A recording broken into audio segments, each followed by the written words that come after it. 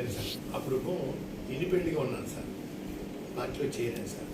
Party ఆదేశాలు శిరసావహిస్తాను అని చెప్పాను. పార్టీ ఆదేశిస్తే ఏమైనా చేస్తాను. ఇప్పుడు ఆదేశిస్తే పోటీ చేస్తారంటే పార్టీ ఆదేశిస్తూ ఏదో చేస్తా చెప్పాను.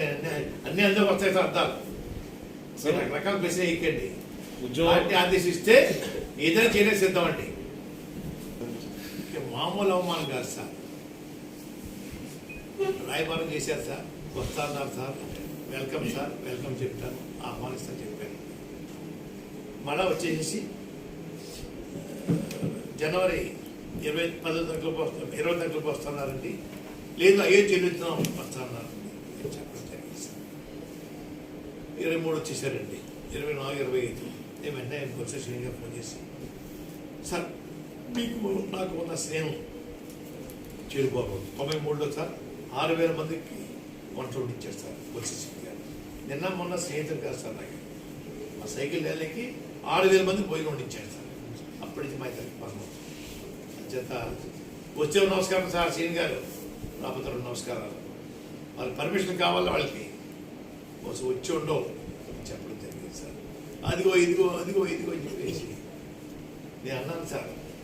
తర్వాత వాసు గారు వాయిల్ వచ్చారండి, కలుస్తాను. ఎందుకండి 70-80 సీట్లు పొడి చేయండి, ముఖ్యమంత్రి షేరింగ్ అడగండి, నేను శరీరం దాచుకోకుండా పని చేస్తాను.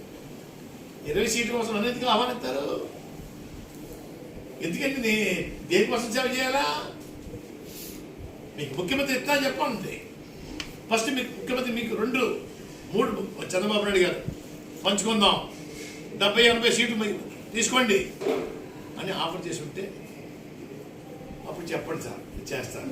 ఇంకోటి కూడా చెప్పాను సార్ వాసు గారికి, అయ్యా వాసు గారు, చంద్రబాబు నాయుడు గారు జైలుకి వెళ్ళిన తర్వాత వాళ్ళకి పూర్తిగా భూస్థాపితం అయిపోయింది. పవన్ కళ్యాణ్ గారు జైలుకి వెళ్ళి చూసి వచ్చిన తర్వాత బయటకు వచ్చి భరోసా ఇచ్చిన తర్వాత గ్రాఫ్ విపరీతంగా పెరిగిందండి. మీ వల్ల పెరిగింది గ్రాఫ్. చంద్రబాబు నాయుడు గారు ఏం చేయాలా? కళ్యాణ్ గారు జరిగిపోయింది, ఇతరు ఆఫర్ పొడి చేసుకుందాం, ముందు మీరు 2 తీసుకోండి, తర్వాత నాకు 3 ఇవ్వండి అని అడిగి ఉండాలా వాసు గారు? అటువంటి మాట కూడా పొందడానికి మీకు అర్హత లేకుండా పోయిందే. కానీ మీరన్నా అడగాలి కదా. నేను ఏం చేస్తాను సార్, 20 మంది కోసం ఏం చేస్తాను సార్ సర్వీస్ నేను.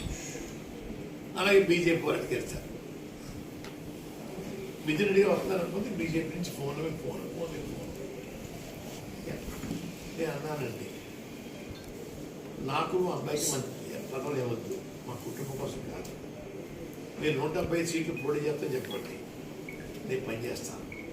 175 సీట్లకి మంచి హైప్ రావాలంటే చెప్పండి, నేను చెప్తాను. 3. 1 స్టీల్ ప్లాంట్ ప్రభుత్వం అది ఉంచుకుంటామని చెప్పండి. 2 ప్రత్యేక హోదా ఇవ్వండి. 3 పోలవరం ప్రాజెక్ట్ మీ కేంద్రం టేకప్ చేస్తాం అని చెప్పండి. అది కూడా ప్రధానమంత్రి గారు, హోమ్ మినిస్టర్ అమిత్ షా గారు మన ఆంధ్ర వచ్చి బహిరంగ సభ చెప్పండి, మీకు సర్వీస్ చేస్తాను. 5 సీట్ల కోసం 6 సీట్ల కోసం మీరు త్యాగం చేయకండి, నన్ను లాక్కండి రోడ్డు మీద.